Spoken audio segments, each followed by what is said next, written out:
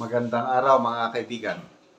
Pag-usapan natin itong post ni Crisette Laureta Chu na sinasabi niya, tumaas daw ang ratings ni ex-Senator Trillanes. So paano nangyari yun? Sabi niya, hala, ito kay Crisette sabi niya, hala, tumaas ang rating ni Trillanes from October 2024 to February 2025. So, nung nabasa ko, sabi ko, imposibleng tataas ang rating yan. Napakalakas ang kalaban ni Trillanes sa Caloocan. Paano siya tataas? So, binasa ko ng maigi ang post ni Crisette. Grabe. Sabi niya, from -10, naging -22. Tumaas nga sa bilang, kailang tumaas nga negative. So ito, mayroong survey ng, I think Pulse Asia ba o SWS? Sabi, Public Trust in Personality City of Caloocan, October 2024 to February 2025. So, si Malapitan, mataas, 75, positive 75% noong October. Diba? October 2024, last year, positive 75% si Malapitan.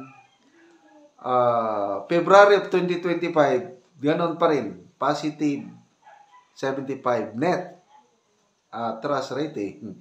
Samantalang si Antonio Trillanes IV, -10 noong October 2024, February of 2025, nagiging -22. Yun pala. Totoo palang tumaas ang rating ni dating Senador Trillanes. Okay. So, ito, may isa pang post. Post naman ito ni Mr. Real Talker. Isa sa mga matapang na DDS vlogger. Okay, Mr. Real Talker, sabi niya, kung sa palagay mo na nanalo ka na Trililing dahil na isurrender na si Tatay Digong sa ICC, pues nagkakamali ka. Si Tatay Digong matanda na. Nagawa na niya at nakapagsilbi na siya ng sapat sa Pilipinas at sa mga Davaoenos. Wala nang mawawala sa kanya at marami pa ring naniniwala at sumusuporta sa kanya. Ikaw, bata ka pa sa politika pero sirang-sira na. Do you think mananalo ka pa? In your dreams. So basically, sino ang totoong talo? Ikaw, Trililing. Kasi kinamumuhian ka ng mga tao. Dadalhin mo yan hanggang sa hukay. The fact na -22% talagang kinamumuhian ang net trust rating. In the same manner, si PBBM, yung Publicos Asia na survey, -49% ang net trust rating ni PBBM. The lowest rating in history. Sa Pulse Asia, sa Publicos Asia. Sa Pulse Asia naman, si PBBM, siya ang may pinakamababang trust rating among the 4 presidents. Starting kay Gloria Macapagal Arroyo, yung midterm, yung halfway sa kanilang termino. Si Gloria Macapagal Arroyo nung nakatatlong taon na siya, meron siyang 30% trust rating. So medyo mababa. Si Pangulong Nonoy Aquino, after 3 years, meron siyang 68%. So, mataas. si Pangulong Rodrigo Duterte noong 2019, midterm trust rating niya 87%. Samantalang si PBBM only 25% sa Pulse Asia survey ito.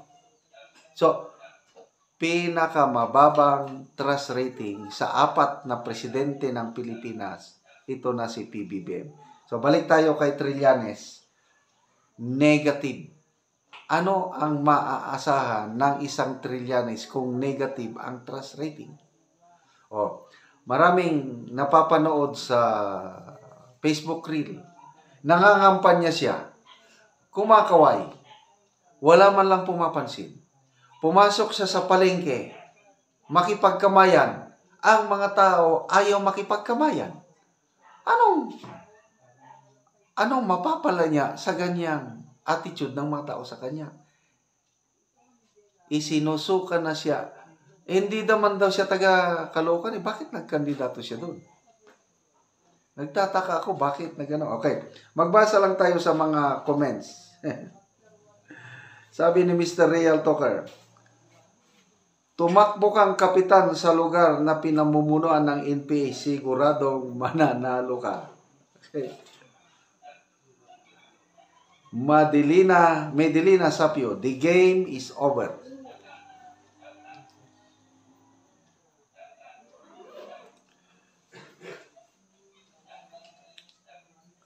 Cynthia Lago Rivas, kaya PDP laban lang, panalo na sila.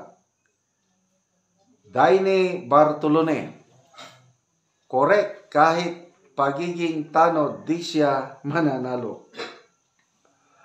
John Ray Campanya, tatahimik ba yung kaluluwa mo kung nakakuha ka nag-negative sa survey sa Caloocan?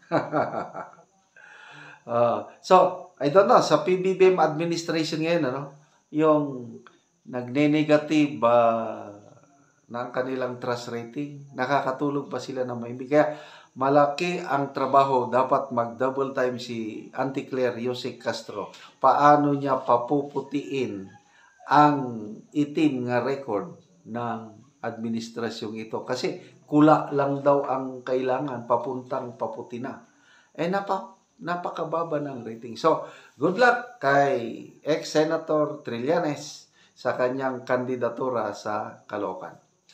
Okay, maraming salamat mga kaibigan sa inyong pagsubaybay sa ating channel. Nakakatulong kayo ng malaki sa tribong talandig ng Bukidnon dahil ang sweldo natin sa channel na ito is pantulong sa tribo. Sa ngayon ay namimigay tayo ng mga yero at pako para ma-repair ang mga sira-sirang bahay ng tribong talandig. Panoorin nyo ang video na ito.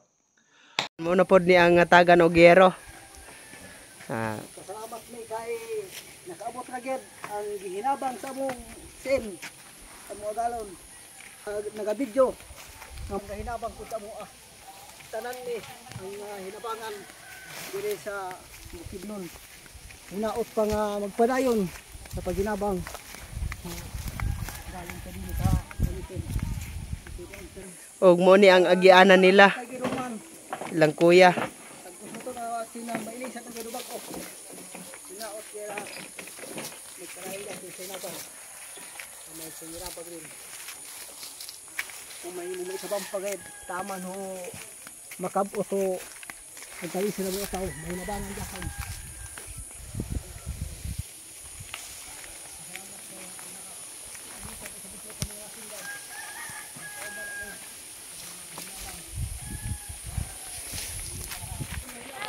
Oh, makaabot na gid sa balay ni kuya.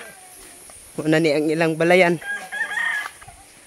Abot na gyud sa iyang balay. Abot na gyud ang sin. Nagyapot sa abos na kayo natop.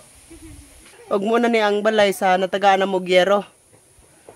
Muna ni ang kadako sa buslot sa ilang balay.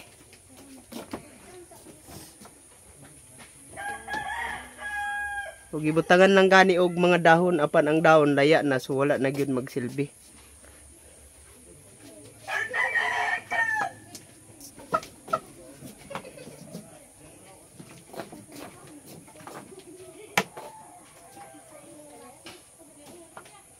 O karon niya unsa imong ika-istorya nga karon natagaan na ka og sin maayo na ni karon ang imong balay. Usa ni pagpasalamat na ako ni karon nga adlaw kay nakabot naman gyud ang ginabang diri sa bando nga sin. So ikaduha na pasalamatan ako ang mga video pod nga may tas antang kinabuhi og sa Ginoo pod gi sa pasalamatan ako kay nakabot man gid ang iyang panalangin diri sa bando. So nakatok na gid ko karon nga adlaw.